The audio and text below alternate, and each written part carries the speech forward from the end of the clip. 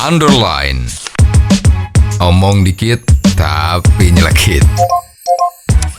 Bersama Om Bob. Om Bob, sidang paripurna DPR RI telah mengesahkan revisi Undang-Undang Pilkada terbaru. Ada beberapa poin yang terasa aneh. Bagaimana ini Om Bob menggarisbawahi masalah ini? Di dalam perubahan Undang-Undang Pilkada ini, yang paling disorotin itu ada 3. Pertama kali itu adalah menyangkut politik uang. Ya.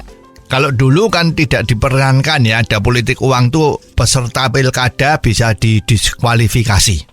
Sepertinya yang sekarang, kalau tidak salah, itu pemberian uang makan dan uang transport kepada para peserta kampanye itu diperkenankan.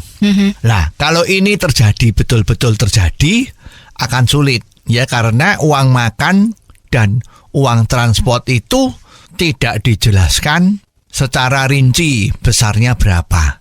Dan oleh sebab itu, kalau memang mau terjadi politik uang atau katakanlah jual beli suara, ya tinggal saja uang makan dan uang transportnya tadi itu dibesarkan. Ya, jadi terutama orang-orang yang ikut kampanye itu kan jadi senang, ya kan? Nah, ini ada celah-celah lubang yang agak repot ya. Jadi politik uang itu menjadi abu-abu. Ya, karena disamarkan dengan uang makan maupun dengan uang transport bagi peserta kampanye. Ya. Selain politik uang, apalagi poin yang paling disoroti Om Bob? Itu soal verifikasi dari calon independen. Kalau zaman dulu, verifikasi calon independen itu dilakukan selama dalam kurun waktu masa-masa penelitian. Ya, biasanya itu 1-2 bulan ya, sepertinya seperti itu. Tapi yang sekarang ini, untuk memverifikasi tidak cukup dengan administrasi, tetapi harus secara faktual. Yaitu nantinya KPU akan mencari beberapa sampel dari peserta pendukung calon independen itu untuk didatengin alamatnya. Betul tidak orang yang bersangkutan itu memang ada, ya bukan fiktif. Nah, celakanya kalau pas didatengin rumahnya itu ternyata yang bersangkutan tidak ada, maka sang pendukung calon independen ini diberi kesempatan hanya 3 hari untuk datang ke KPU untuk membuktikan secara faktual. Nah, pertanyaannya, kalau pas orang itu keluar kota gimana? Ya, atau kalau pas orang tersebut ke luar negeri gimana?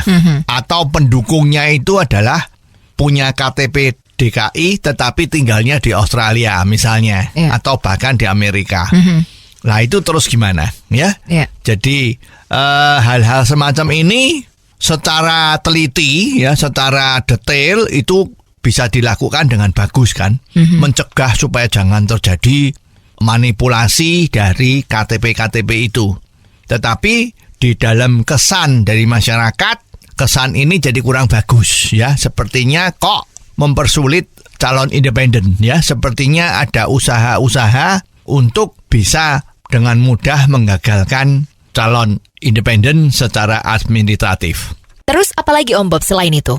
Yang ketiga, banyak yang berpendapat karena undang-undang ini disusun sesudah calon independen itu muncul dan kuat, ya, bahkan dari calon independen Pilkada Jakarta, Bang Ahok, itu sudah mendapat dukungan lebih dari 1 juta KTP dari para pendukungnya, barulah undang-undang baru ini muncul. Nah, mestinya lebih fair apabila undang-undang ini berlakunya adalah untuk pilkada, bukan yang paling dekat ini. Ya, 2 pilkada yang ke depan, jadi bukan yang sekarang. Dengan demikian, ini tidak ada kesan bahwa undang-undang yang disusun oleh DPR ini semata-mata kelihatannya ditujukan kepada Bang Ahok, ya kan? Nah, jadi mestinya 3 hal inilah yang harus lebih diperhatikan, bukan yang lain ya. Dan memang boleh saja anggota DPR mengatakan bahwa ini sudah benar. Ya benar menurut DPR. Ya. Kalau orang Jawa ngomong benar tapi mboten bener, ya. Karena 3 hal tadi itu. Oh, jadi begitu ya Om Bob. Jelas deh sekarang. Terima kasih Om Bob untuk waktunya. Sampai ketemu lagi di waktu yang akan datang.